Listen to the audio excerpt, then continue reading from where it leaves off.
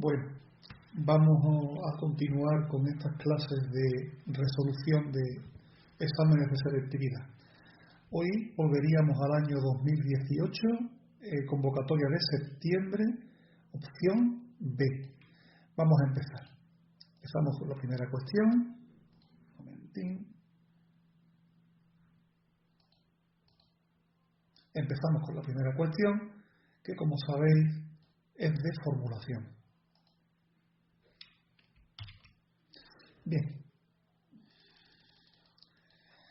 vamos a comenzar.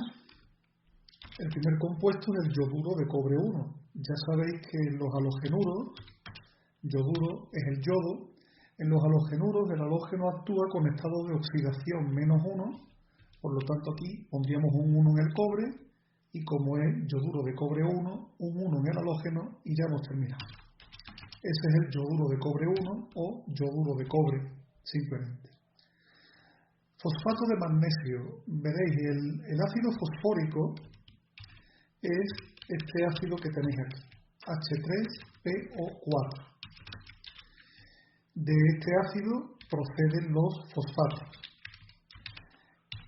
Para construir un fosfato eliminamos 3 hidrógenos y en su lugar ponemos magnesio. Y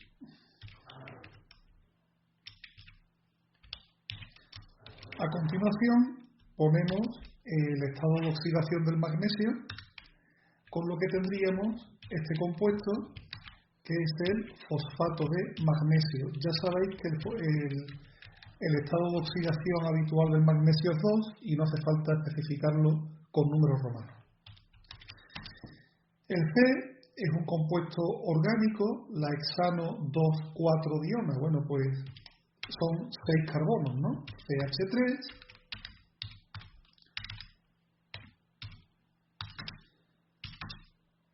en el carbono número 2 habría un grupo cetónico en una diona, luego CO, después tendríamos el carbono 3, CH2, a continuación el carbono 4, que es donde está el segundo grupo carbonílico, el segundo grupo de la cetona, tendríamos otro CH2, llevamos 5 carbonos, como es hexano, pues CH3 y habríamos terminado con el compuesto, ¿vale? Son 6 carbonos en total y los grupos funcionales, en este caso grupos funcionales de tipo carbonílico, cetona, estarían en los carbonos número 2 y 4. Bien.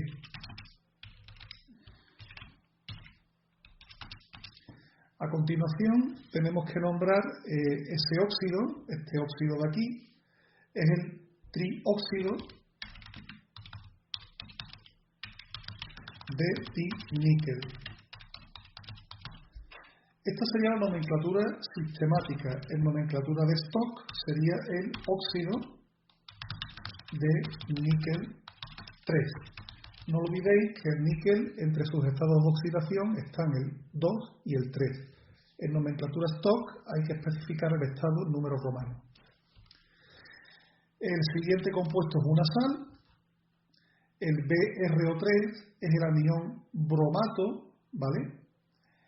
Por lo tanto, esto sería directamente un bromato de plata.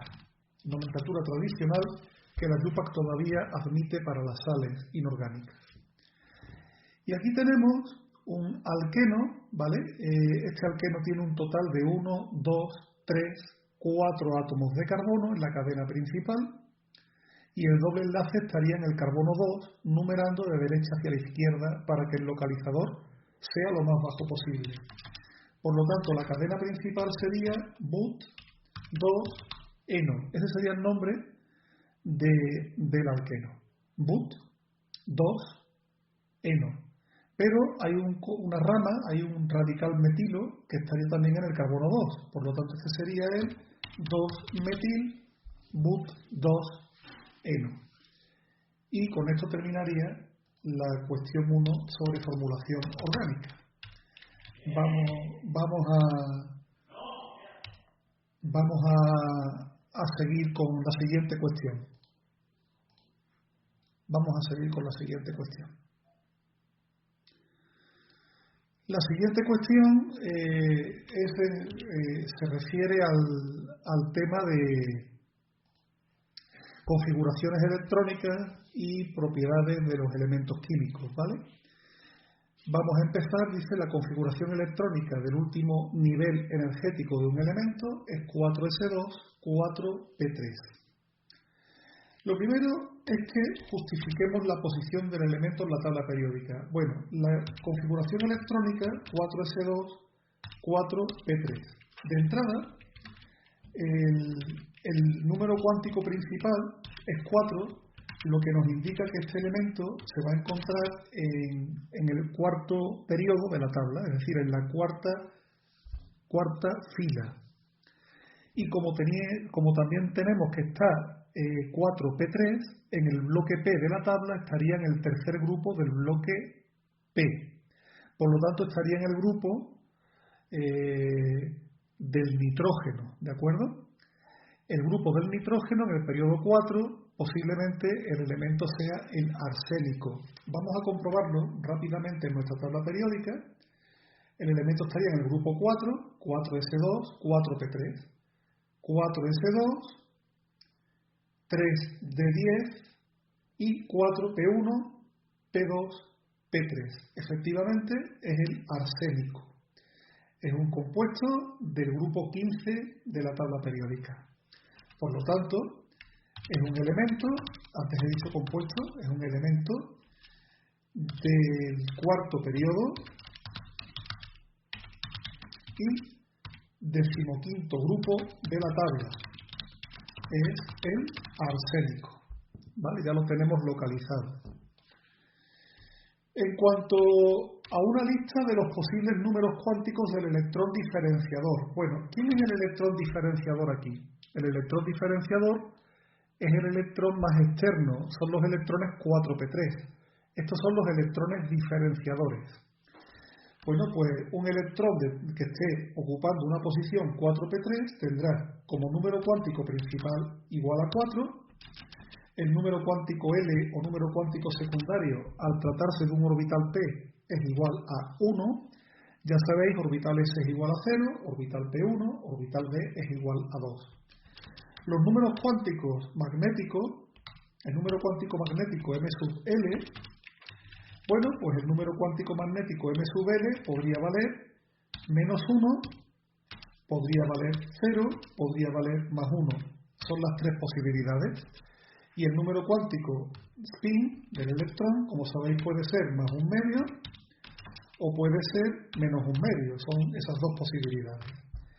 Por lo tanto, los números cuánticos del electrón diferenciador tenemos 6 posibles combinaciones, ¿no? Yo voy a escribir una sola, que es la que me pide el problema, y esa posible combinación sería, por ejemplo, 4, 1, menos 1, perdón, menos 1 medio. Yo no sé por qué se ha puesto esta tasa, menos 1 medio. Una posible combinación sería 4, 1, menos 1, más un medio. Podría ser una posible combinación, insisto en que hay 6, ¿no? Otra podría ser, por ejemplo, pues 4, 0, 4, 1, 0, más un medio, 4, 1, 1 más un medio, y después dos 3 combinaciones con el spin en menos un medio. Como nos piden solamente una, pues una dejo yo escrita. Y en el apartado C nos dice que indique justificadamente dos posibles estados de oxidación de este elemento. Los estados de oxidación son aquellos en los que se consigue una cierta estabilidad. Por ejemplo, el ion arsénico con 3 cargas positivas, el arsénico con 3 cargas positivas, tendría una configuración electrónica 4s2 con el último orbital lleno, último orbital lleno, lo que le confiere cierta estabilidad. Esa sería una posible configuración, no es la que más me gusta realmente. Una segunda posibilidad pues podría ser, por ejemplo, el ion AS con 5 cargas positivas, ¿de acuerdo? En este caso, la configuración electrónica pues sería 3 de 10, ¿vale? Perdemos un nivel, último orbital lleno.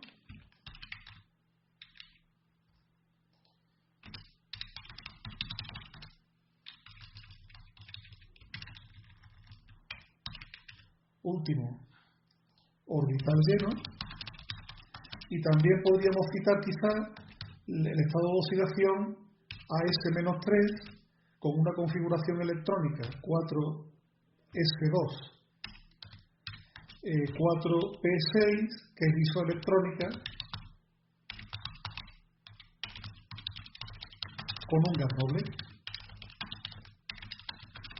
Estas creo yo que serían las posibilidades de estados de oxidación más o menos estables, ¿no? El estado de oxidación más 3, el más 5, el menos 3.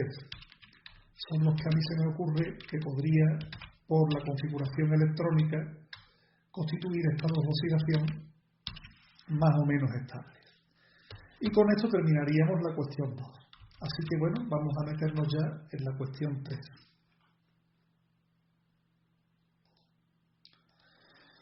La cuestión 3 es otra cuestión de teoría aplicada, que en este caso habla sobre productos de solubilidad. Bien, vamos a ello. Los tres apartados de esta cuestión son independientes, ¿vale? El apartado A habla de una sal insoluble que es el cloruro de plata y me pregunta si podemos aumentar la solubilidad del cloruro de plata añadiendo ácido clorhídrico a la disolución. La respuesta es no. La solubilidad de la sal del cloruro de plata disminuye al añadir a una disolución del mismo ácido clorhídrico, ya por efecto del ion común, como sabéis.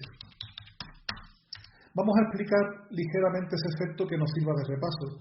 Como sabéis, cuando yo tengo un precipitado de cloruro de plata en una disolución, se establece un equilibrio en el que parte de ese precipitado se disuelve y produce pequeñas concentraciones de iones plata y de iones cloruro en disolución. Este es un equilibrio químico que, como todos los equilibrios químicos, obedece a la ley de Le Chatelier. Si yo a la misma disolución donde se está estableciendo este equilibrio añado una cierta cantidad de ácido clorhídrico, el ácido clorhídrico ya sabéis que es un ácido fuerte, es un electrolito fuerte, que en disolución acuosa se disocia. Bueno, vamos a poner la reacción completa. El ácido clorhídrico en una disolución acuosa se comportaría como un ácido, cediendo iones H más al agua, con lo que aparecerían iones cloruro en disolución y aumentaría, por supuesto, la cantidad de iones hidróneo en disolución. Estas serían las dos reacciones. Quiero haceros notar que como el ácido es un ácido fuerte, la reacción de disociación del ácido está completamente desplazada hacia la derecha. Por eso pongo una flecha simple en lugar de un signo igual. Bueno, pues fijaos que yo tengo aquí el cloruro de plata ya produce una cierta cantidad de iones cloruro en disolución. Lo voy a marcar para que se vea claro. Pero es que el ácido clorhídrico también produce una serie de iones cloruro en disolución. La disociación, mejor dicho, del ácido clorhídrico hace aumentar la concentración de ion cloruro. La concentración de un cloruro aumenta. Por lo tanto, el equilibrio del cloruro de plata se desplazará para que dicha concentración disminuya. Se desplazará a la izquierda. Y claro, si se desplaza a la izquierda, como podéis ver en la reacción, parte de la sal disuelta vuelve a formar parte del precipitado. Aumenta el precipitado y disminuye la solubilidad. Por eso la afirmación era falsa. No aumenta la solubilidad, al contrario, la disminuimos por el efecto del ion común. El ion común es el ion que se repite en las dos reacciones químicas, en este caso el ion cloruro. Bien, el apartado B de este problema me pregunta si el producto de solubilidad de una sal es independiente de la concentración inicial. La respuesta es verdadero. El producto de solubilidad es una constante de equilibrio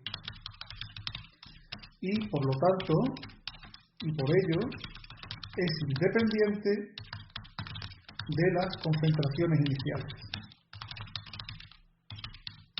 de las especies implicadas. Ya sabéis que lo habéis visto por los problemas de equilibrio químico, que el valor de K, el valor de la constante de equilibrio, no cambia porque cambian las concentraciones de los reactivos o los productos que hay al principio. Ahora, la constante de equilibrio, una constante de equilibrio como es K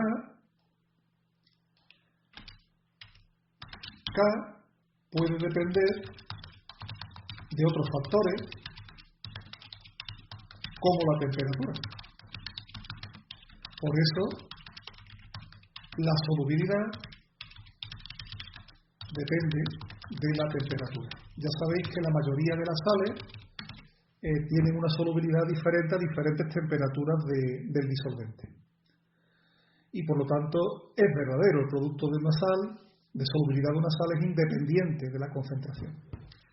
Y finalmente nos queda el apartado C, que me dice que la solubilidad de una sal tiene un valor único.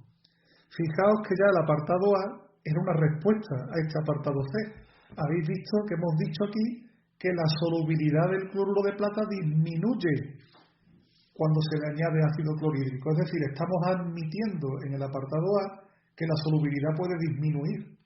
Por lo tanto, la solubilidad no tiene un valor único. Aquí la respuesta es no, o falso. Si queréis por poner verdadero o falso, aquí la respuesta sería falsa, y aquí también podríamos poner falso. La solubilidad puede cambiar, por ejemplo, por efecto del ion común, que es lo que acabamos de ver hace un momentito en el apartado A. Y la solubilidad puede cambiar por el efecto del ion común. Además, la solubilidad también puede cambiar con la temperatura, por ejemplo. Es decir, que la solubilidad de una sal no es única. Bien, pues ya estaría la cuestión 3, aunque sea una cuestión de producto de solubilidad, que a muchos alumnos les resulta un tema un poco complejo, un poco delicado. Ya habéis visto que en este caso no es muy compleja. Es una cuestión que yo creo que resulta bastante asequible. La cuestión 4 me dice, para el compuesto este que nos ponen aquí, que es el bután 2-ol, lo del 2-butanol ya sabéis que era la nomenclatura admitida por la YUPAC hace unos años, creo que desde el año 2015, puede que me equivoque, ya se está con las recomendaciones más recientes, ¿no? Bután 2-ol, que son las que debemos seguir. Bueno, pues para este compuesto, ¿qué es lo que me pide la cuestión 4? Bueno, es que se ha quedado ahí cortada, ¿no?, en la página. Nos pide 3 cosas, ¿vale? Nos pide un isómero de posición, nos pide un isómero de función y nos pide un isómero de cadena. Nos pide estas tres cositas: un isómero de posición, un isómero de función y un isómero de cadena. Mirad, en cuanto al isómero de posición, significa que busquemos un compuesto que tenga que sea del mismo tipo, la misma función orgánica, pero que el grupo funcional esté en otro carbono. Es decir, estamos buscando un alcohol que en vez de ser el bután 2-ol tenga el grupo OH en otro carbono distinto. Buscamos un alcohol con el grupo funcional en otra posición. Está clarísimo que aquí la única posibilidad es el bután 1-ol, que sería CH2OH, CH2, CH2, CH3. Sería un compuesto isómero, pero de posición. Y ya tendríamos respuesta al apartado A. Bueno, aquí tendríamos en nuestro compuesto. Fijaos que la fórmula molecular, como no podría ser de otra manera, es la misma, es C4, H3 y 4, 7, 7 y 3, 10, C4H10O. Y aquí sería, pues, C4, H3 y 2, 5 y 2, 7 y 3, 10, H10O. En segundo lugar, nos piden que busquemos un isómero de función, es decir, un compuesto que no tenga el mismo grupo funcional, que no sea del mismo tipo, es decir, no es un alcohol. Los éteres suelen ser isómeros de función de los alcoholes. Es decir, casi todos los alcoholes, no todos, pero casi todos los alcoholes suelen tener un isómero de función en forma de éter. Aquí un éter muy sencillito, pues podría ser, por ejemplo, el dietil éter. Ya sabéis que el dietil éter pues sería CH3, CH2, aquí habría un puente de oxígeno, CH2, CH3. Y fijaos que de nuevo conseguimos exactamente la misma fórmula molecular, por lo que el éter dietílico o dietiléter, o si lo queréis, etoxietano, es un isómero de función del bután 2-ol. No sería esta la única posibilidad. En este caso, por ejemplo, tendríamos otro éter posible, que vamos a ponerlo también, aunque no nos lo pide, pero bueno, vamos nosotros a... También sería otra posibilidad, el metil propil éter. Este sería otro posible isómero de función del bután 2-ol. Vamos a escribir aquí la fórmula, aunque yo creo que ya la conocéis, ¿no? Quitaríamos aquí, pues ya tendríamos aquí el metil y aquí pondríamos un grupo CH2 extra. Y de nuevo tenemos otro isómero de función, en este caso, que sería el metil propil éter. Y finalmente, los isómeros de cadena, pues me implican que en lugar de tener una cadena de 4 carbonos lineal, que busque un alcohol de 4 carbonos con cadena ramificada. También aquí hay dos posibilidades, ¿no? Por ejemplo, buscamos un alcohol de 4 átomos de carbono con cadena ramificada.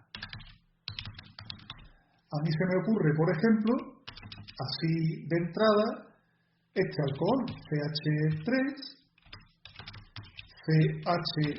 CH3, sería el otro, ¿no? CHOH, CH3. De nuevo tenemos un compuesto que sería carbono 4, hidrógenos 3 y 3, 6, 7, 8, 9. Bueno, aquí, ¿qué ha pasado aquí? Ah, perdón, que me he pasado en un carbono, ¿eh? Ojo, sería este, ¿vale? Este sería un isómero de cadena, 4 carbonos, hidrógenos tendríamos 3, 4, 4 y 3, 7 y 3, 10 y un oxígeno. Este alcohol, por ejemplo, pues sería directamente el metil propan 1-ol. Y habría una segunda posibilidad, que sería, otra posibilidad, sería el metil propan 2-ol, que sería este otro compuesto. En este caso, el grupo OH y el grupo metílico estarían unidos al segundo carbono, con lo que sería este compuesto. Y aquí sería CH3. Disculpad por la manera de escribirlo, ya sabéis que en los procesadores de texto normales, como el que estoy utilizando, no es fácil escribir compuestos ramificados. Aquí tendríamos un metil, y aquí tendríamos el OH y el CH3 unidos al carbono del centro. No sé si en internet vamos a escribir metil propan 2-ol y vamos a ver si tenemos alguna imagen de la molécula que sea más fácil, del metil propan 2-ol. Así a primera vista yo por lo menos no la veo. Vamos a hacer una cosita. Vamos a entrar en el programa de Shell Sketch y para que veáis por lo menos la molécula, ¿vale? Aquí tenemos el programa Shell Sketch. Bueno, pues vamos a construir, sería el propano, y aquí en el carbono del centro tendría por un lado el grupo metilo y por otro lado el grupo OH. Esta sería la molécula. Vamos a comprobar que es la molécula que estamos buscando, el 2-metil. No hace falta, en realidad no haría falta poner el 2 porque el metil no puede estar en otro sitio, ¿no? Metil propan 2-ol. Este 2 del principio sobra. Y vamos a intentar hacer un modelo más o menos tridimensional de la molécula y vamos a ver si hay suerte y la podemos copiar. A ver si tenemos un poco de suerte y podéis ver la molécula. Copiar al 3D, vamos a ponerla en el diagrama de bolas y fijaos, ¿lo veis? Tenemos el grupo CH3 y el carbono del centro de la cadena principal tiene un metilo, CH3, y el grupo OH, que es este átomo rojo de oxígeno con el hidrógeno correspondiente. Este sería el segundo isómero posible del bután 2-ol. Bueno, me he alargado mucho, pero creo que ha sido instructivo el que veáis todas las posibilidades que teníamos de generar los isómeros y cómo se puede ir razonando para construir moléculas orgánicas que nos vayan pidiendo. Bien, pues vamos a la cuestión número 5, o seguramente será el problema 6, problema 1, perdón, que es este. Vamos a verlo y tenemos incluso los resultados.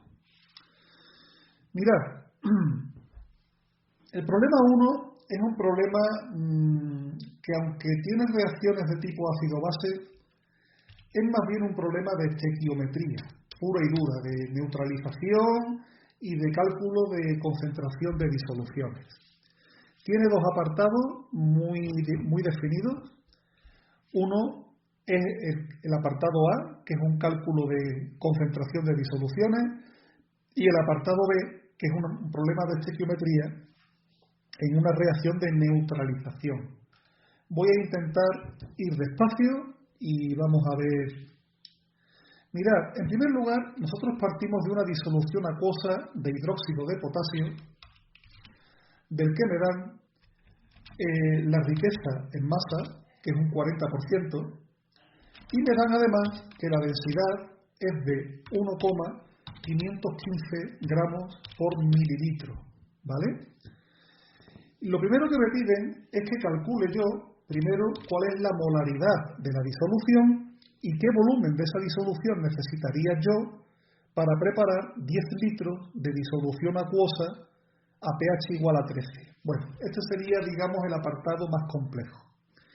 Vamos a empezar hablando de la molaridad de la disolución. Tenemos que pasar una disolución de la que nos dan el tanto por ciento en masa y la densidad a molaridad. Cuando nosotros vimos los apuntes de estequiometría, me parece recordar que dentro de esos apartados, porque esto fue el primer tema que vimos en el año, ¿verdad? Me parece recordar que hablamos de convertir un tanto por ciento en molaridad. Habíamos deducido nosotros una fórmula para convertir una cosa en la otra, que era esta fórmula de aquí. La molaridad es igual al tanto por ciento en masa por la densidad de la disolución dividido por 100 y por la masa molecular. Molaridad, tanto por ciento en masa, por densidad, partido por 100 y por la masa molecular. Vamos a ver. Vamos a aplicar la fórmula directamente, que no es lo que yo recomiendo, y después vamos a hacer el problema aplicando el razonamiento. Si yo aplico directamente la fórmula, vais a ver que me sale todo directamente, claro. Ese es el propósito, ¿no?, de crear fórmula, la abreviatura de cálculo. Mirad, la fórmula hemos dicho que sería tanto por ciento en masa sería igual. Perdón, al revés, lo que me interesa es la molaridad. La molaridad sería igual al tanto por ciento en masa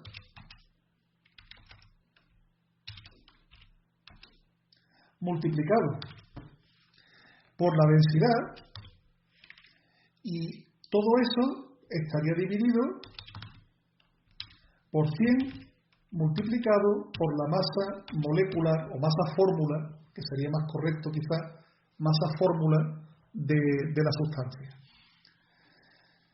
Para eso tendríamos que primero calcular la masa fórmula del hidróxido de potasio, que nos va a hacer falta. Por tanto, masa fórmula o masa molecular, me gusta más el término masa fórmula, es más correcto, pero bueno, vamos a dejarlo ahí. La masa molecular sería igual a 39 unidades del potasio más 16 unidades del oxígeno más una unidad del hidrógeno, con lo que sería 39 más 1 son 40, 46, 56 unidades de masa atómica. Esa es la masa fórmula del hidróxido de potasio, que también se podría expresar en otra unidad, 56 unidades de masa atómica o 56 gramos por mol. Esta sería otra manera de expresar la masa molecular. Si yo me voy a la fórmula, pues lógicamente aquí tendría que poner el tanto por ciento de riqueza, que hemos dicho que era un 40, multiplicado por la densidad, 1515. Claro, alguno va a decir, Manuel, no son 1515, es 1,515. Esto es un tema de unidades. Fijaos que en la densidad me vienen gramos por mililitro, pero la molaridad viene en moles por litro. Es decir, la densidad que yo tengo que poner aquí es una densidad en gramos por litro. Y la densidad en gramos por litro son 1515 gramos por litro. De ahí que en la fórmula yo ponga 1515. Es un detalle que he dejado hasta ahora para causar un poquito para despertar vuestra atención, y fijaos que este detalle puede ser muy importante a la hora de resolver este problema. Bueno, pues todo eso hay que dividirlo entre 100 multiplicado por la masa molecular, que en este caso hemos visto que era 56 gramos por mol. El resultado de esta operación, pues ya sabéis cuál es, ¿no? Sería 40 por 1515, perdón, hay que encenderla. 40 por 1515 y el resultado dividido entre 100 y dividido después por 56, y me sale una molaridad de 56 moles por litro. A mí me parece muy alta, pero ahora vamos a compararlo con con el resultado del problema cuando lo resolvamos correctamente. De hecho, la molaridad de la disolución 10,82. En algún lado me he equivocado yo. Entonces, en la fórmula, vamos a ver,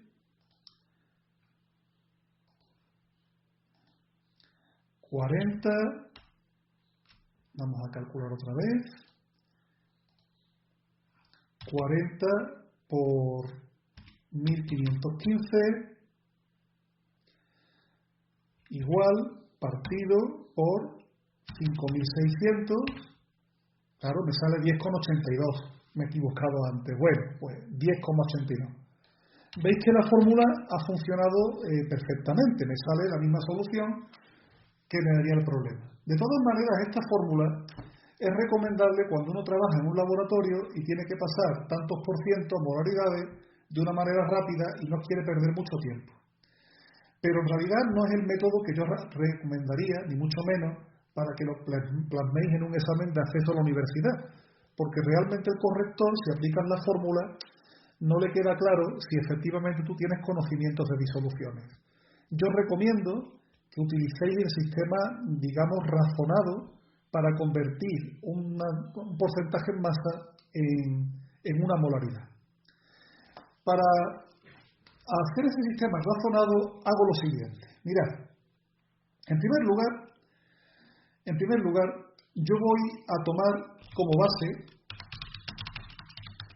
1 litro de disolución. La masa de esa disolución, o sea, ¿cuánto pesa 1 litro de disolución? Pues la masa de esa disolución la podemos calcular fácilmente utilizando el concepto de densidad. Así que lo vamos a hacer inmediatamente. Y eso tendríamos que la densidad es igual a la masa dividido por el volumen, ¿correcto? Y entonces, fijaos, porque aquí voy a hacer la cuenta con las unidades. La densidad 1,515 gramos por mililitro es igual a la masa de la disolución, que no conozco, dividido por el volumen. El volumen es 1 litro, pero como aquí la unidad que tenemos es el mililitro, yo aquí como volumen voy a poner en vez de 1 litro, 1000 mililitros. Ese va a ser el volumen. De aquí resulta muy facilito despejar la masa y tendré yo que la masa es igual a 1,515 gramos por mililitro porque el 1000 pasaría aquí multiplicando 1000 mililitros. Ya veis que mililitro y mililitro se pueden tachar y me quedan gramos, que es lo que yo quiero. Por lo tanto sería 1515 gramos. Dicho en pocas palabras, 1 litro de la disolución tiene una masa de 1515 gramos. Bien. Segundo paso. Ya sabéis que el tanto por ciento en masa se define así. Tanto por ciento en masa es igual a la masa del soluto, que en este caso sería el hidróxido de potasio, dividido por la masa de la disolución. Y el resultado multiplicado por 100. Si yo ahora sustituyo en esta fórmula, el tanto por ciento es un 40%. Y eso es igual a la masa del soluto, que no la conozco, dividido por la masa de la disolución, y la masa de la disolución sí sé lo que vale, son 1515, y multiplicado todo por 100, con lo que ya puedo sacar directamente la masa del soluto. La masa del soluto es igual a 40 por 1515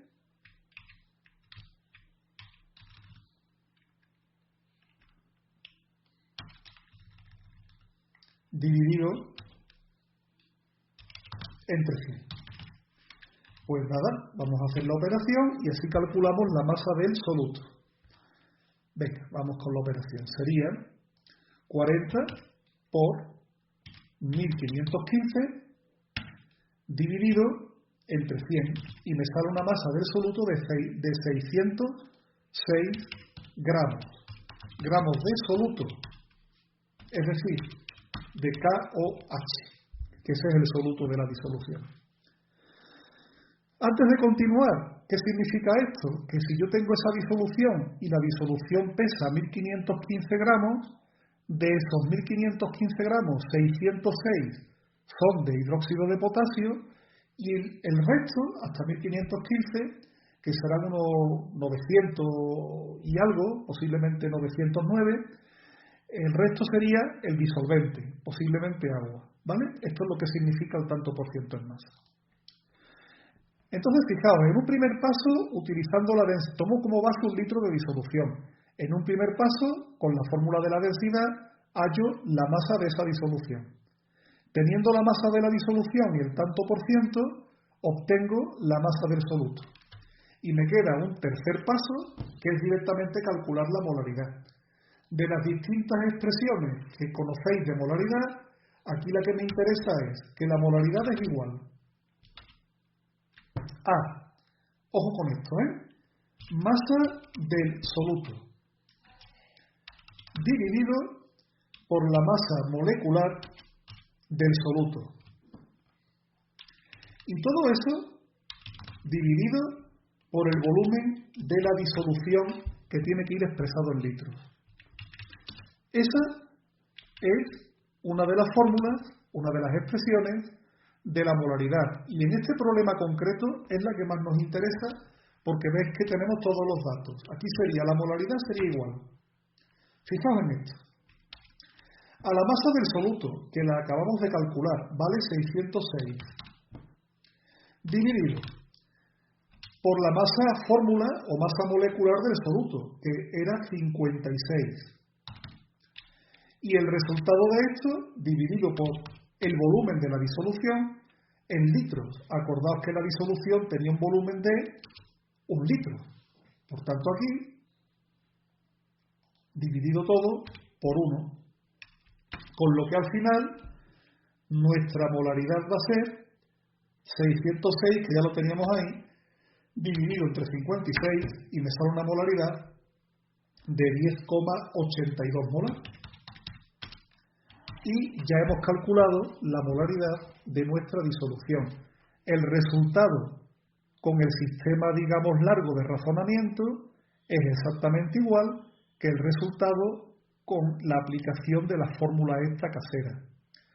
Insisto, aunque esto sea más largo, implique 3 pasos, implica un razonamiento, es preferible, ¿vale? Se ve mucho mejor que domináis el concepto de disolución.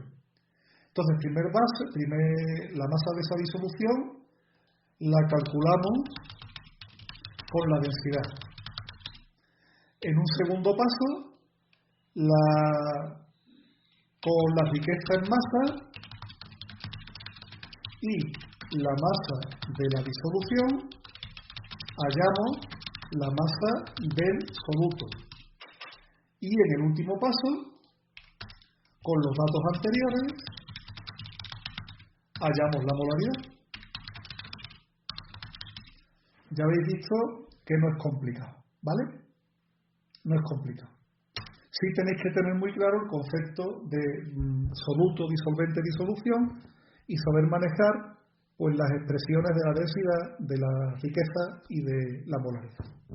Bien, ya hemos calculado la molaridad, pero además nos preguntaban qué volumen necesito yo para preparar 10 litros de una disolución acuosa de pH 13.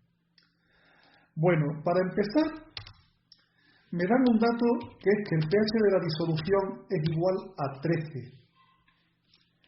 En una disolución de base, en la disolución de mi base, como la base es una base fuerte, el KOH en esa disolución acuosa va a estar completamente disociado en iones potasio más iones hidróxido. Iones potasio más iones hidróxido menos. Y todavía más importante, la estequiometría de esta reacción me dice que por un mol de hidróxido de potasio voy a tener un mol de iones hidroxilo, es decir, la concentración de iones hidroxilo es la misma concentración que la disolución. Ciertamente a mí me han dado el pH, y aquí lo que yo tengo en realidad es el OH, por lo tanto yo con el pH no puedo calcular directamente la concentración de OH.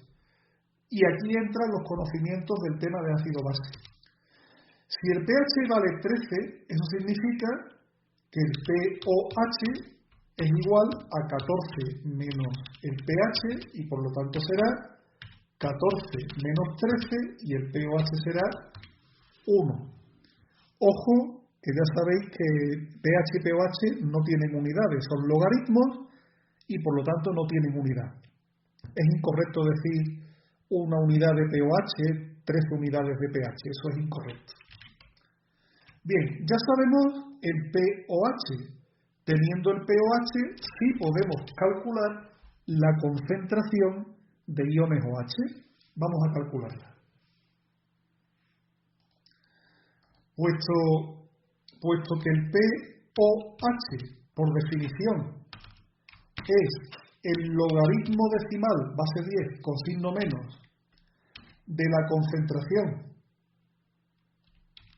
de iones OH,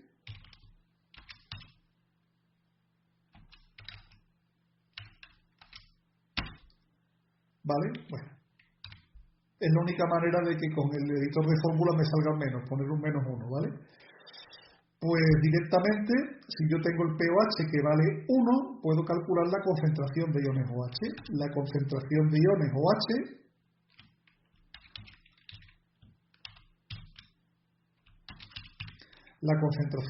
OH sería igual a la inversa del logaritmo. Ya sabéis que la inversa del logaritmo es 10 elevado a menos pOH. Esta sería la forma. Y por lo tanto la concentración de OH sería 10 elevado a menos 1. Y 10 elevado a menos 1 es 0,1 molar. En este caso se puede hacer incluso mentalmente porque es un logaritmo en base 10 y sería fácil. ¿Cómo se haría esto con la calculadora? Bueno, pues con la calculadora haríamos lo siguiente. Haríamos inversa, tecla Shift, del logaritmo y pondríamos menos 1. Le damos al igual y tenemos 0,1. Fijaos que aquí sí tenemos unidades, porque esto no es el pOH, esto es la concentración de iones OH. Bueno, pues ya sabemos que la disolución que tenemos que preparar es una disolución de hidróxido potásico. Tenemos que preparar una disolución de hidróxido de potasio 0,1 molar. Esa es nuestra obligación. ¿Por qué 0,1 molar? Porque la concentración del hidróxido de potasio es aquí la misma que la del OH. Lo digo por lo siguiente. Si aquí delante hubiera un 2, imagina que esto fuera KOH2, ¿vale? Si aquí me sale una concentración de 0,1, la concentración de hidróxido de potasio tendría que ser la mitad, ¿vale? Porque el OH estaría al doble. Pero como aquí no tenemos ese problema, la estequiometría es simple, 1,1, pues la disolución tiene una concentración de 0,1. Vale, ya sabemos que tenemos que preparar una disolución de potasio 0,1 molar a partir de una disolución de 10,82 molar. Es decir, a partir de una disolución concentrada de 10,82 molar, tenemos que conseguir una disolución diluida. Además, tenemos que preparar 10 litros. Tenemos que preparar 10 litros de una disolución de hidróxido de potasio 0,1 molar a partir de una disolución 10,82. Aquí se puede aplicar una expresión muy sencilla que es la siguiente. Esta expresión se utiliza mucho en cálculos de dilución. la molaridad de la disolución 1 por el volumen de la disolución 1 ha de ser igual a la molaridad de la disolución 2 por el volumen de la disolución 2. Fijaos bien. Algo me ha pasado aquí. Ahora. A ver si me sale gasto menos tiempo. Perdón. Vamos a ver si puedo editar la fórmula correctamente. No. Vamos a quitarla directamente para que nos lo permita editar de forma correcta. No seré tan cuidadoso en condiciones normales, pero al fin y al cabo esto va a terminar en vuestras manos como apuntes y me gusta que las cosas estén correctamente realizadas. Bien, bueno, pues se ve que no me deja. Bueno, veremos la fórmula al final. La disolución 1 sería, por ejemplo, la disolución que yo quiero preparar y la disolución 2, la de partida. Me da lo mismo, ¿vale? En la disolución que yo quiero preparar, la molaridad vale 0,1 por el volumen que quiero preparar, que son 10 litros. Esto tiene que ser igual a la molaridad de la disolución de partida, 10,82, por el volumen que voy a necesitar de esa segunda disolución. Y fijaos que es muy fácil, puesto que directamente, despejando, tendría que el volumen que necesito de la segunda disolución sería igual a 0,1 multiplicado por 10 y dividido por 10,82. Y ya tendría el volumen en litros de la disolución que yo necesito preparar. Bueno, hacemos rápidamente el cálculo. 0,1 multiplicado por 10 es 1, dividido por 10,82 me saldrían 0,092 litros. 0,092 litros, o lo que es lo mismo, 92 mililitros de disolución 10,82 molar. ¿Cómo se prepararía la disolución que me están pidiendo? Pues la manera de prepararla sería con una probeta, mido 92 mililitros de disolución al 40% y añado disolvente hasta completar 10 litros. Es decir, tendría que añadir, pues probablemente, prácticamente 910 mililitros, 908 mililitros, prácticamente 9 litros tendría que añadir para completar, ¿vale? 908, pues son 9 litros y pico, ¿vale? Pues nada, vamos a ver si hemos acertado. ¿Veis? El volumen que necesito es de 92 mililitros, pues parece que lo hemos hecho correctamente. Nos queda el apartado B y me dice qué volumen de una disolución de ácido perclórico 2 molar necesito para neutralizar 50 mililitros de la disolución de hidróxido potásico industrial. La industrial es la de 10,82 molar. Lo primero en estos casos es siempre escribir la reacción y ajustarla. Es decir, la reacción de neutralización es hidróxido de potasio más el ácido, que es el ácido perclórico, HClO4, y ya sabéis que en las reacciones de neutralización es una base más un ácido, el producto es una sal, en este caso sería el perclorato de potasio, y agua.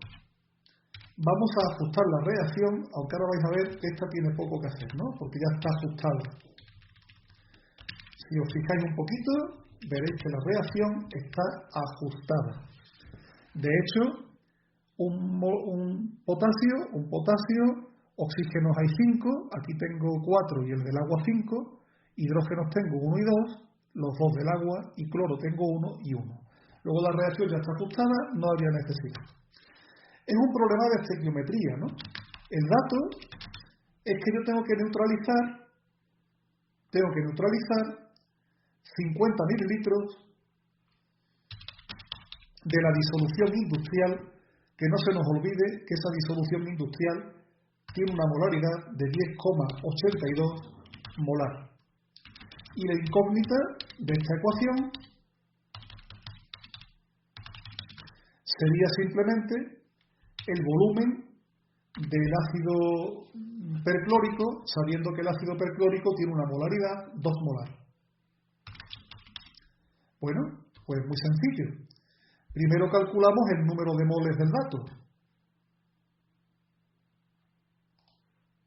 Calculamos el número de moles del dato. Como el dato es una disolución y los datos que tenemos es el volumen y la molaridad, utilizamos la fórmula de la molaridad. La molaridad del KOH es igual al número de moles de KOH dividido por su volumen. En litros, En litros, que no se nos olvide. Las molaridades, los volúmenes van en litros. Por lo tanto, la molaridad es 10,82, sería igual al número de moles de hidróxido de potasio, que no lo sabemos, no lo conocemos, número de moles de hidróxido de potasio, dividido por el volumen de hidróxido de potasio, que son 50 mililitros, 0,050 litros. Bueno, pues esto nos da un resultado. Despejando, el número de moles de KOH sería igual a 10,82 por 0,050. Bueno, pues vamos a hacerlo, ¿no? Sería aproximadamente, pues calculo yo que como 5,41 aproximadamente, pues 0,541 moles. Bueno, vamos a hacerlo. A ver si sale 0,541. 10,82 por 0,05, 0,541 moles. Moles de hidróxido de potasio. Bien, segundo paso. Como ya tenemos los moles de hidróxido de potasio, vamos a calcular los moles de perclorato de ácido perclórico. Un mol de KOH reacciona con un mol de HClO4. Por lo tanto, 0,541 moles de KOH reaccionarán con X moles de ácido perclórico. Y bueno, aquí la regla de 3 pues también se puede hacer mentalmente, ¿eh? No hace falta ser ingeniero nuclear para resolverla, y está claro que X sería igual a 0,541 mol de ácido perclórico.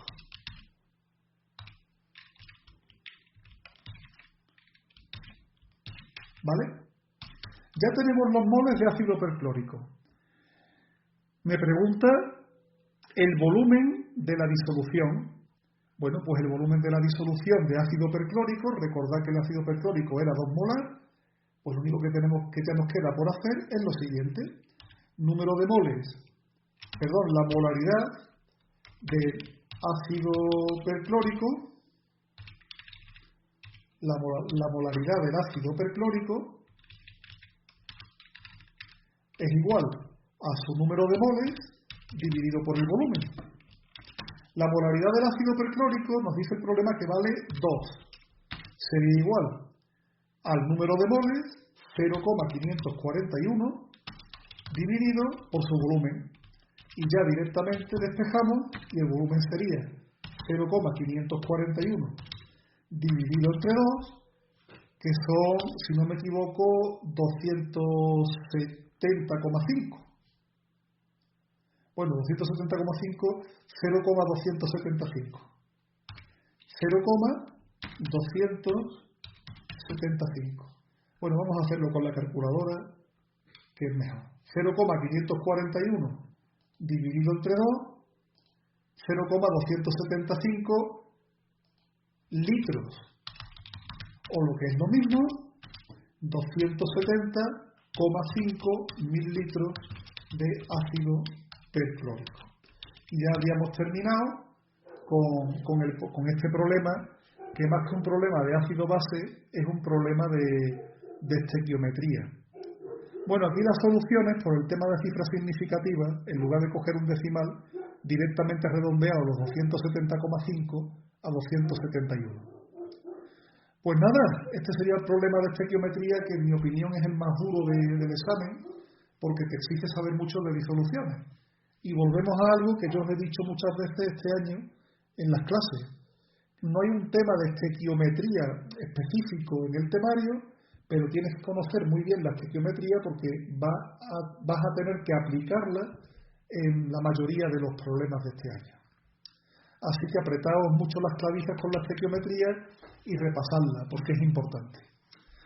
Bueno, nos queda el último problema, que la verdad es que yo ya no sé ni cuál será, que es este. Bueno, un problema redox. Problema redox. Con estequiometría. Mira qué curioso, ¿eh? Qué sorpresa, ¿no? Estequiometría y todo. Bueno, me dice que el permanganato de potasio reacciona en medio ácido, con ácido sulfúrico, ¿verdad?, con el peróxido de hidrógeno, dando lugar a sulfato de manganeso 2, oxígeno molecular, sulfato de potasio y agua. Y además son tan amables los señores del examen que varias de las fórmulas no nos la dan. Con lo que ya digamos que es una especie de segunda prueba de a ver niños y saber formular. Bueno, mirad, vamos a empezar por poner la reacción, que es una reacción redox. Y tenemos lo siguiente. El permanganato de potasio va a reaccionar en un medio de ácido sulfúrico con el peróxido de hidrógeno, también conocido como agua oxigenada, y esta reacción da lugar a lo siguiente. Sulfato de manganeso 2. Bueno, pues el sulfato de manganeso 2 es esta sal. Es una sal que viene del ácido sulfúrico. Bueno, el paréntesis aquí no haría ni falta, ¿verdad? Es una sal que viene del ácido sulfúrico, le quito los dos hidrógenos, le pongo dos manganesos, le pongo el 2 del manganeso y simplifico. Más oxígeno molecular, es decir, O2, más sulfato de potasio, KSO4, más agua. Esa sería la reacción. Alguno dirá, y bueno, Manuel, ¿cómo sabías que era una reacción redox si todavía no te has fijado ni en los números de oxidación? Bueno, chico, apartado A, ajusta la ecuación iónica por el método de ion-electrón. Ya no te lo puedes decir más claro. Esta sería la reacción. Voy a poner los subíndices. Esto va a requerir un poquito de práctica.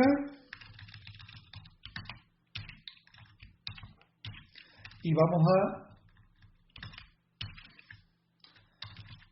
Ya sabéis que en el método del ion-electrón nuestro primer paso es determinar los números de oxidación de todos y cada uno de los elementos que aparecen en esta reacción. Empezamos. Mirad, el potasio es un metal alcalino y el número de oxidación del potasio normalmente es +1. Por tanto, pondré un +1. El potasio aquí en esta sal, bueno, pues también es +1. Es el número de oxidación del potasio normal, por tanto aquí pondré otro +1. El oxígeno es -2. Aquí pondré un -2. Claro, si el potasio es +1 y el oxígeno es -2, el manganeso en este compuesto tiene que ser +7. Las cuentas creo yo que son fáciles, ¿verdad? 4 por -2 son -8, -8 más 1 son -7, y por lo tanto para equilibrar +7 para el manganeso. En el ácido sulfúrico el oxígeno es -2,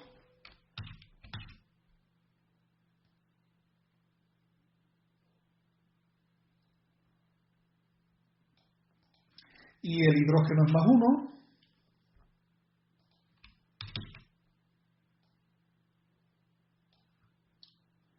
Y por lo tanto me queda el azufre, menos 2 por 4 son menos 8, menos 8 más 2 son menos 6, por lo tanto el azufre tendrá que ser más 6 para equilibrar todo esto.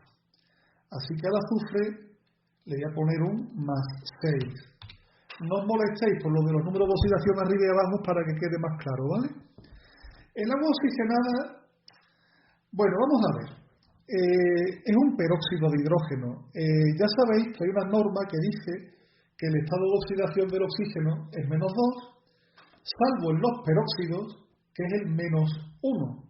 Como esto es un peróxido de hidrógeno, aquí el estado de oxidación del oxígeno resulta que no es el estado normal de menos 2,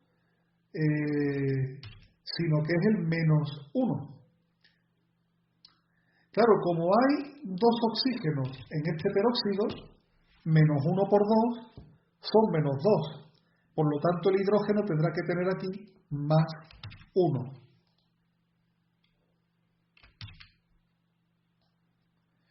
Y fijaos que la cosa estaría equilibrada, ¿no? Más 1 por 2 son más 2, menos 1 por 2 son menos 2, menos 2 más 2, 0. Aquí el oxígeno sería menos 2. Al oxígeno le pongo un menos 2. Al manganeso le pongo un 2. Y alguno dirá, oye Manuel, ¿de dónde te sacas el más 2 del manganeso? Pues mira, vamos a desvelar el misterio. Sulfato de manganeso, 2. Y por lo tanto, el azufre va a ser un menos 6, perdón, un más 6.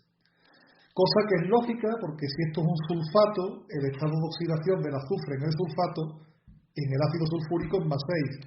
Y ya puesto en este sulfato de aquí, pues también le voy a poner más 6. Y el sulfato de potasio, pues también me va a salir más 6. El estado de oxidación del oxígeno, oxígeno puro, por tanto, estado de oxidación 0. Ya sabéis, elementos químicos en estado puro, estado de oxidación 0. El oxígeno aquí sería menos 2. Me cuadra, ¿verdad? Porque menos 2 por 4 son menos 8, menos 8 más 6 son menos 7, más 1, perdón, menos 8 más 6. Vamos a ver, me he equivocado en la fórmula, ¿veis? Hemos hecho bien. Sulfato de potasio es K2. 2 por 1 serían 2, 2 más 6 son 8, 8 menos 8, 0. Y finalmente en el agua, el oxígeno, como sabéis, en el agua tiene estado de oxidación menos 2 y el hidrógeno pues tiene estado de oxidación más 1. Y ya hemos terminado de escribir todos los números de oxidación de los elementos. Si os fijáis, aquí hay dos elementos que van a cambiar su número de oxidación. Hay dos elementos muy claros que van a cambiar el número de oxidación. Uno es el manganeso, que pasa aquí de tener 7, aquí que tiene solamente 2. Y por otro lado está el peróxido del agua oxigenada, el oxígeno de estado de oxidación menos 1, pues pasa a estado de oxidación 0 del oxígeno de aquí. Alguno también podría decir que pasaría a estado de oxidación menos 2 y tendría razón en parte, ¿no? Pero eso ya sería complicarnos mucho y yo voy a suponer, por simplificar, que aquí el peróxido de hidrógeno, en este peróxido de hidrógeno, el oxígeno se oxida, perdón, el peróxido de hidrógeno se oxida para convertirse en oxígeno. Es más cómodo que suponer que se convierte en agua, ¿de acuerdo? Bien, vamos a ir poniendo las dos reacciones de reducción y de oxidación. Voy a empezar por el permanganato. El permanganato es una sal. Sabéis que las sales se dividen por un lado el ion positivo del metal, potasio, y por otro lado el anión, que sería este. Por tanto pongo MnO4 con una carga negativa. Lo de la carga negativa se puede razonar de dos maneras igualmente válidas. Por un lado, la carga negativa sale de que 7 del manganeso y menos 8 del oxígeno me daría menos 1. La otra es que como le he quitado un potasio que tiene una carga positiva, pues se me ha quedado una carga negativa. ¿Ese en qué se convierte? En manganeso, porque esta sal se divide en el metal por un lado y en el ion por otro. Por tanto, se convierte en manganeso con 2 cargas positivas. Bien, esa sería la primera semireacción. Vamos a ponerla en grande. La primera semireacción. Vamos a ajustar. Primero ajustamos la masa. Un manganeso a la izquierda, un manganeso a la derecha. ¿Vale? Bien. 4 oxígenos a la izquierda, ningún oxígeno en el lado derecho. Por lo tanto, para equilibrar los oxígenos, añadimos 4 moléculas de agua. Ya tenemos los oxígenos, 4 y 4. Pero claro, al añadir agua tenemos aquí 8 hidrógenos, aquí no tenemos ninguno, lo voy a equilibrar poniendo 8H más, 8 protones. Y ahora lo único que me queda es equilibrar las cargas. Mirad, en el lado izquierdo yo tengo en total 7 cargas positivas. En el lado izquierdo tengo 7 cargas positivas, porque tengo una negativa del permanganato y 8 positivas de los protones. En el lado derecho tengo 2 positivas. ¿Cómo lo vamos a equilibrar esto? Pues una manera de equilibrarlos es con electrones, sumando aquí, más 5 electrones. Y ahora fijaos que ya las cargas sí se quedan equilibradas, porque 5 electrones negativos más esta carga negativa son 6 cargas negativas y las 8 positivas son 2 cargas positivas, que son las que tengo aquí. Esta semireacción ya estaría ajustada. Es la reacción de reducción. Y el permanganato es el agente oxidante. ¿Por qué es una reducción? Porque estoy añadiendo electrones y además el número de oxidación del manganeso está disminuyendo de más 7 a más 2. Vamos a la segunda semireacción. En la segunda semireacción yo tengo que el agua oxigenada se va a transformar directamente en oxígeno. Insisto, yo me podría haber complicado la vida pensando que el agua oxigenada se convierte en agua. Pero fijaros en un detalle muy curioso. Si yo hubiera en el agua oxigenada, el oxígeno tiene un número de oxidación menos 1. Y aquí en el agua tiene menos 2. Es decir, si el agua oxigenada pasara a agua, el número de oxidación disminuiría, sería más negativo, sería una reducción. Por tanto, del agua oxigenada al agua no puede ser porque tendríamos 2 reducciones. Yo estoy buscando aquí una oxidación. Para que haya una oxidación, el agua oxigenada, donde el oxígeno tiene un estado de oxidación menos 1, pasaría a oxígeno con un estado de oxidación 0. ¿De acuerdo? Por lo tanto, la única reacción que a mí me cuadra es que el H2O2 se convierta en O2. Vamos a ajustarla. Yo tengo aquí 2 oxígenos a la izquierda, 2 oxígenos a la derecha, correcto. 2 hidrógenos a la izquierda, no tengo ningún hidrógeno a la derecha. Y como no lo tengo, lo añado en forma de H+. Ya sabéis que los hidrógenos se equilibran con iones H+. Pero claro, vamos a ver ahora las cargas eléctricas. 0 cargas a la izquierda, 2 cargas positivas a la derecha.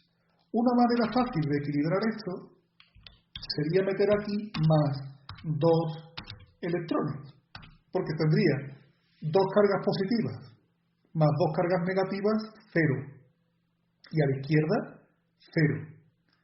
Pero ya sabéis que conviene que estos 2 electrones los pase a la izquierda. Así que me los quito de aquí y los paso aquí, pero restando, claro.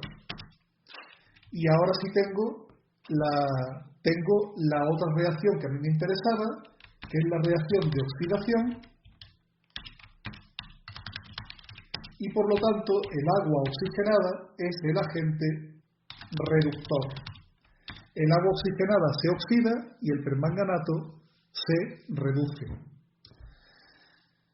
Para poder obtener la ecuación iónica, lo que tengo yo que hacer es sumar las dos semireacciones multiplicadas por los números convenientes para que los electrones se anulen, se equilibren entre sí. Claro, aquí arriba tengo 5 electrones.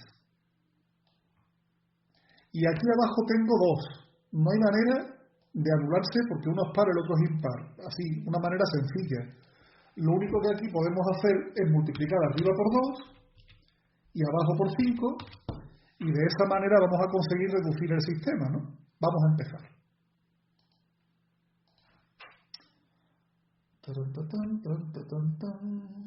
Ponemos aquí una línea y empezamos.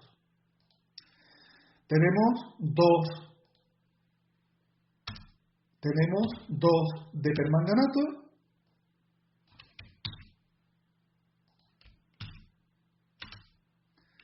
más 2 por 8, 16 H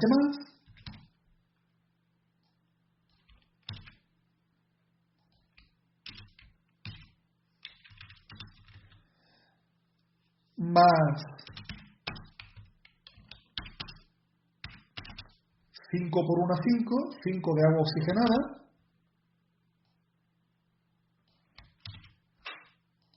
y ya hemos terminado con el primer miembro. Ya hemos terminado con la izquierda. Vamos ahora a la derecha de la reacción. Porque claro, 2 por 5 electrones son 10, 5 por 2 son menos 10, más 10 menos 10, 0. Venga, 2 de manganeso 2. 2 de manganeso 2. Más 8 de agua.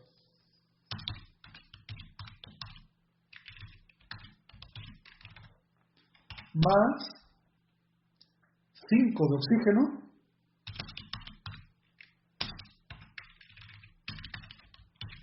Más 5 por 2, 10 de H más. Y fijaos que tengo una reacción iónica. Esta reacción iónica tiene una particularidad. En el lado izquierdo hay 16 hidrógenos más. Y en el lado derecho hay 10. Hay que compensarlos. Si estos 10 pasan aquí restando, desaparecen y 16 menos 10 se convierten en 6. Por lo tanto, copio la reacción.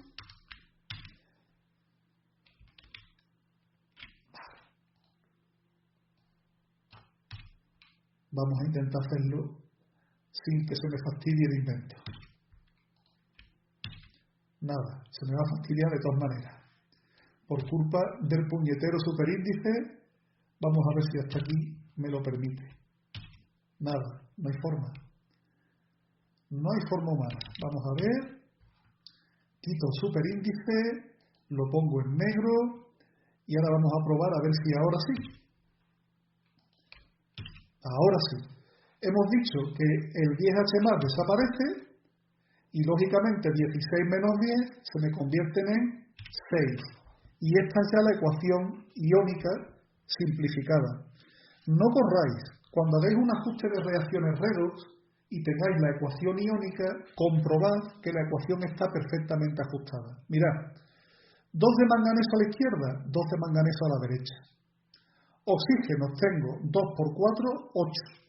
8 y 10, 18. Y aquí tengo 8 por 1, 8, 5 por 2, 10, 18. Hidrógenos tengo 5 por 2, 10, más 6, 16. Y aquí tengo 8 por 2, 16. La reacción está ajustada en masa. Vamos ahora a ver si está ajustada la carga eléctrica. A la izquierda tengo 6 hidrógenos, 6 cargas positivas, más 2 cargas negativas del permanganato me harían 4 cargas positivas, y aquí 2 por 2, 4. Luego esta reacción está ajustada en masa y carga. A continuación, vamos a pasar los números de la reacción iónica a la reacción molecular, que la tengo aquí arriba. Voy a hacerlo lo más despacio que pueda, a ver si tenemos suerte. El permanganato tiene delante un 2, lo voy a colocar aquí, ¿vale? Voy a colocar esto con colorines, que yo sé que, bueno, no sé si a vosotros os gustan, a mí me encantan. Aquí, un 2, que es este 2 que tengo aquí. 6 iones H+, luego aquí tendré que poner un 3, lógicamente, porque 3 por 2 son 6. Si aquí hubiera tenido un ácido con un hidrógeno, como puede ser, por ejemplo, el ácido clorhídrico, pues pondría 6. 5 de agua oxigenada. Ese no tiene duda. A la derecha tenemos 2 de manganeso 2. El manganeso 2 está aquí. Colocamos aquí el 2. Del oxígeno molecular, 5. 5 de oxígeno molecular. ¿Vale? Y se me había olvidado 8 de agua. Si hemos tenido suerte, con estos números la reacción habrá quedado ajustada. De todas maneras, no lo dais por hecho. Hay veces que después hay que retocar. Esperemos que este no sea el caso. Vamos a empezar. Potasios 2. Derecha, potasios 2. Seguimos. Manganeso 2. Manganeso 2. Voy a dejar el oxígeno para el final y el hidrógeno, que eso es lo más delicado. Azufre 3. 2 más este de aquí, 3. Venga, el oxígeno. Vamos a ver, aquí ya es donde nos podemos perder. 2 por 4, 8. 8. 3 por 4, 12. 12 más estos 8 hacen 20. 20 y 10, 30 oxígenos. 30. 2 por 4, 8.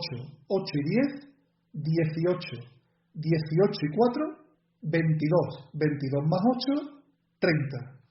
Y finalmente, 3 por 2, 6. 5 por 2, 10. 16 hidrógenos. 8 por 2, 16. Y gracias a Dios la cosa ha salido bien. Desde aquí estoy escuchando vuestros aplausos. Gracias, gracias, me los merezco. Bueno, después ya hemos ajustado la reacción por el método del ion-electrón, que era el apartado A.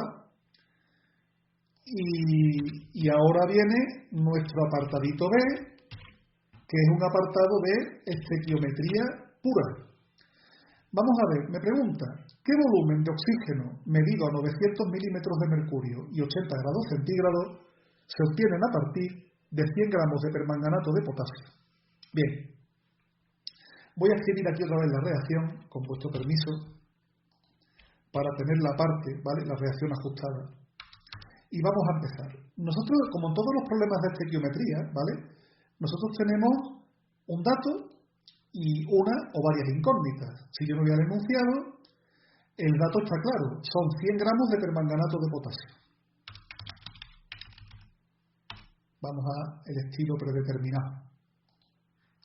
100 gramos de permanganato de potasio. Ese es mi dato. Y tengo una incógnita. La incógnita es qué volumen, es lo que me preguntan, de gas oxígeno, de O2, se obtiene si los mido a 900 milímetros de mercurio y creo que eran 80 grados, sí, 80 grados centígrados. Bien. Primero, vamos a calcular la masa molecular del dato. Bueno, vamos a hacerlo. La masa molecular, masa fórmula del permanganato de potasio es igual. Vamos a ver qué datos nos dan. La masa fórmula del permanganato de potasio es potasio 39 más 55 del manganeso más 16 por 4 del oxígeno, con lo que la masa molecular masa fórmula del permanganato de potasio es 39 más 55 más 64, 158 gramos por mol. Bien, vamos a calcular los moles de permanganato de potasio. Número de moles de permanganato de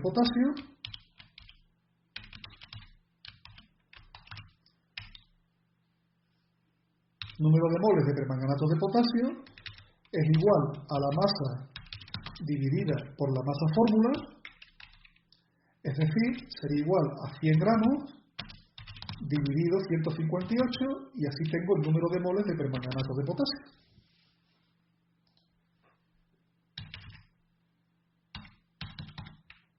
Y me salen 0,633 moles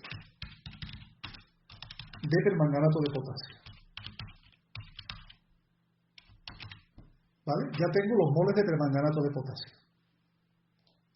Siguiente paso. Vamos a poner aquí los pasos. 1. Calculo moles del dato. 2. Calculo moles incógnita. Regla de 3. Según la reacción química, 2 moles de permanganato me producen 5 mol de oxígeno. Por lo tanto, 0,633 mol de permanganato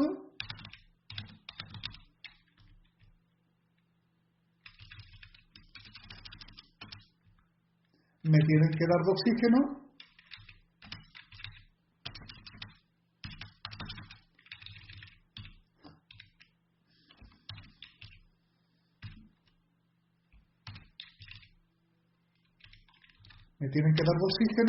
'X' mol de oxígeno. Y por supuesto, resulta ya fácil calcular que X es igual a 0,633 por 5 dividido entre 2. Con lo que obtengo 0,633 por 5 dividido entre 2, 1,583 o 582 mol de oxígeno. Bueno, 3. Paso los moles de incógnita a lo que me pide el problema. Fijaos que el oxígeno es un gas y me están dando como datos, me preguntan el volumen y me dan la presión y la temperatura. Yo creo que está muy claro, creo que está clarísimo que tengo que aplicar la ecuación de los gases. Antes de aplicar la ecuación de los gases, recordad que si la presión son 900 milímetros de mercurio, tengo que dividir entre 760 para convertirla en atmósferas, ¿vale? Serían 900 dividido 760, me darían las atmósferas de presión. Por tanto, 900 milímetros dividido entre 760, la presión es 1,184 atmósferas. Y la temperatura, como me dicen que la temperatura son 80 grados centígrados, ya sabéis que la temperatura son 80 más 273, 80 más 273 son 353 Kelvin. Lo voy a decir siempre, no son grados Kelvin, son Kelvin a secas. Bueno, pues ya directamente insertar presión por volumen es igual a número de moles por la constante R de los gases por la temperatura. Por lo tanto, la presión, aquí hemos dicho 1,184, me parece que se me ha ido a mí el 1. Venga, la presión sería 1,184 por el volumen del gas, sería igual al número de moles, 582 por la constante de los gases, 0,082, por la temperatura, 353, y de ahí directamente el volumen sería igual a 1,582 por 0,082 por 353, todo eso dividido por 1,184. Vamos a ver lo que nos sale. Lo hacemos en un momento. Tenemos 1,582 por 0,082 por 353 dividido entre 1,184, a mí me salen 38,68 litros de oxígeno, que no sé si me coincide con la solución que le da él, 38,6, por lo tanto parece ser que lo hemos hecho bien. Pues nada, chicos, se me ha ido el santo al cielo, no sé ni lo que ha durado esta clase, pero 1 hora y 31 minutos. Resolver un examen de selectividad mientras lo explica, ya veis, y lo escribe, ya veis que es complicado. Solo espero que esto de verdad que os sirva, porque la verdad es que cuesta trabajillo, hacerte un examen hablando y explicando. Pero bueno, todo sea porque esto os pueda valer a vosotros. Pues nada, un saludo. Por supuesto voy a subir el vídeo a YouTube y os daré el enlace del vídeo y también el examen resuelto para que lo tengáis en vuestro poder. Por si os lo estáis preguntando, si conocéis algún compañero de segundo de bachillerato de química que no tenga la mala suerte de tenerme como profe y os parece que los vídeos le pueden ser útiles, que sepáis que tenéis completa libertad y todo mi permiso para compartir los vídeos y los exámenes resueltos. Esto no tiene ningún tipo de ánimo de lucro, yo lo hago porque soy vuestro profesor y mi obligación es prepararos lo mejor posible, y si esto sirve para alguna otra persona aparte de mis alumnos, pues bienvenido sea. Pues un saludo y hasta mañana.